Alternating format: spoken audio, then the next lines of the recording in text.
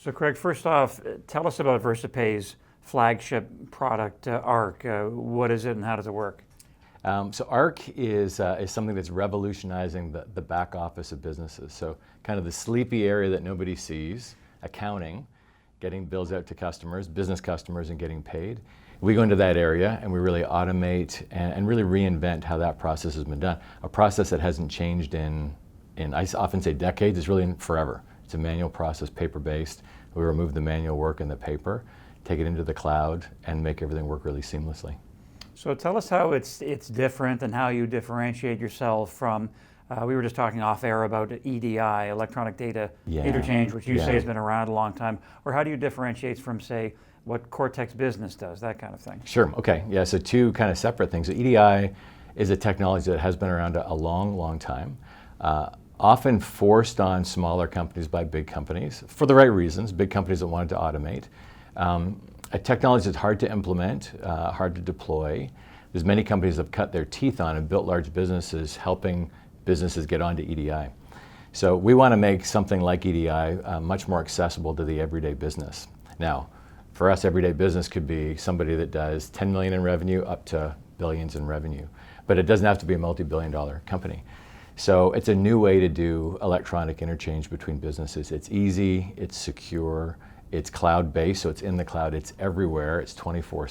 So it's using modern technology, collaborative techniques and technologies, open technologies, to do really what EDI attempted many, many years ago.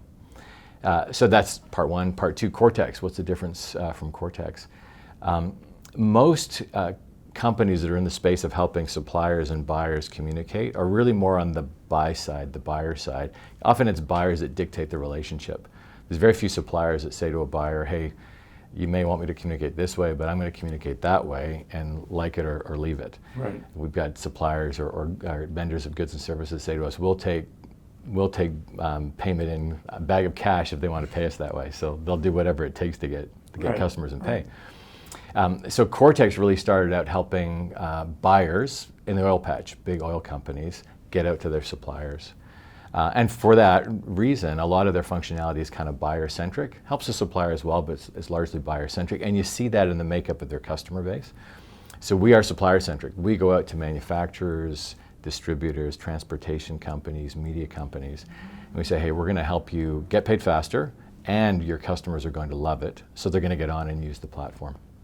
So your company recently struck deals with RBC and Livingston International. The analysts that cover the company say this is gives you more visibility, it de-risks the story. So tell us about those two separate deals and why they're important. Yeah, so, and they are critically important for us for a couple of different reasons. I'll start with Livingston. We started out in the space about 2 years ago saying, we're running a science experiment here. We're just doing something very new and innovative. Would companies use it? And so we started with mid-sized companies, some small companies, and had a lot of success. Now we're beginning to get the interest of larger and larger companies. So another big announcement earlier in this year was Intuit. So software company in the accounting space searched the world, said we need to reinvent how we bill our customers and get paid. Thought about building the software themselves as an accounting software vendor, and eventually bought from VersaPay after doing a worldwide search. So equally important, Livingston looked around, so we need to reinvent our AR. We do hundreds of thousands of invoices every month, and they picked us. So it shows that we can deal with large, very large multinational companies as well as mid-sized companies. So that's huge because there's lots of multinationals that need what we do. So that's part one. Part two, RBC.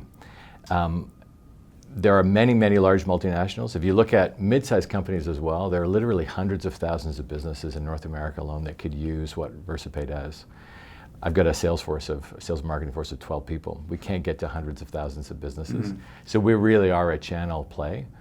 And if you'd asked me 2 years ago, I would have said the ideal partner for us is a bank with a very successful commercial bank and cash management arm. And you could argue that RBC is the preeminent bank in Canada in terms of commercial banking and cash management. So began speaking with them a little over a year ago, got their interest. When they saw what we were doing, they were very, very excited, and it's taken about a year to get to this point. But they have big plans to roll out to their customers, and not just roll out ARC, our platform, but to bundle it with other solutions. So things like lending, you think about lending matched up with our platform, and a bank having real-time 24/7 visibility on a company's AR, which is really the collateral for lending. It's a pretty powerful combination. So it gives us incredible market reach into the Canadian market. How big is this market overall, would you say? Yeah, I often say when I'm recruiting people, and I say it to investors as well, this is a once-in-a-career opportunity. And I'm a multi-shot software entrepreneur, so that's kind of saying something. I've had some good opportunities in the past. But this one is different in that there are literally hundreds of thousands of companies that could use what we do, potential customers, and there isn't a lot of competition.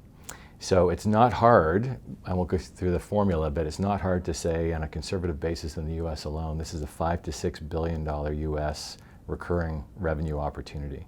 So we've just scratched the surface so far. And as I said, there's not a lot of competition. So we've got a great opportunity to make a land grab and grow very quickly. Take us out 3 years, hypothetically, with the RBC deal. How much of the revenue from that transaction is recurring, roughly, like with the percentage?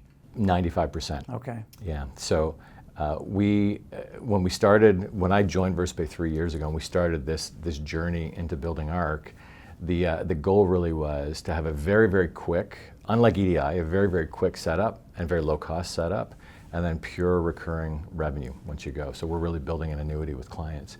And RBC's bought into the same idea. So they want to get their clients up and running very quickly, and then it's keep them on the platform, keep them happy and healthy. And we know that they will be, given our track record with our 106 clients that we have to date. So that's the plan. And RBC is just one bank that we'll work with. We're talking to a number of banks in the US and some other banks in Canada as well. Let's talk some other numbers here. One of the analysts covering you is estimating revenue rising by more than 100% next year and then 255 in 2018. Does that sound roughly in line with what you're looking at, that kind of growth? It does. Now, we have a direct sales force, and all of our revenue is direct sales right now, and the partners are now getting rolling. So RBC being the biggest one, and then Rico in Canada is also their outsourcing division and their services division. People think of them as a printer and copier company, but they do a lot of services, so they're reselling the product as well. By next year, probably a third of our revenue will be partners. The year after that, half, and the year after that, 80% of our revenue will be through channel partners. And even at that point, given our projections, kind of in line with what the analysts say, we're still well under 1% market share, market penetration, so lots of room to grow with the right partners in place. How much cash do you have, and when do you expect to be profitable? Next year sometime? Yeah, so we have about $8 to $9 million in cash on the balance sheet right now. Our current projections will turn profitable towards the middle to end of Q3 of next year, so we're investing strategically in R&D and sales and marketing. We're looking at M&A opportunities. That would change things if we decide to make a move there. There's been some good opportunities we've looked at. If we sign 3 US banks as partners, that could change the equation as well, but right now it's Q3 of next year. And lastly, if an investor is watching this, would you say to them, you might really want to pay attention to us because we're at an inflection point, we're at an exciting time in our history? Yeah, so a company like us, the yin and the yang, I often get the question, why now? Why invest right now? If you've watched our stock, we were $1.35 last Tuesday, we're around $1.90 today. That doesn't happen every week. Missed that one. It doesn't happen every week. So really my answer to investors is we are building a business which will succeed and grow very, very substantially over the next 2 to 3 years. So you need to take a 2 to 3 year view, but the time is now, because we will hit points where we see the stock pop. But we're just getting started from $1.35 to $1.95 or $1.90, perhaps. I haven't looked lately today. We're just getting started. We think there's a lot more room to grow the value in this company. So the time is always now to get in, because you know what's going to happen next week, and there's a lot of growth ahead.